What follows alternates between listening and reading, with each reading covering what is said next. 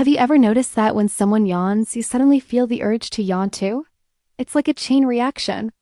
You might have heard that seeing someone yawn makes you tired, but the real reason is actually much cooler and says something amazing about you. It's all about empathy.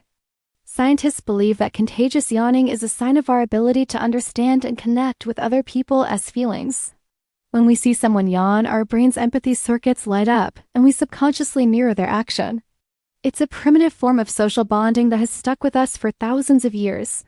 So the next time you catch a yawn from someone, don't just think you're tired. Give yourself a little pat on the back for being an empathetic person.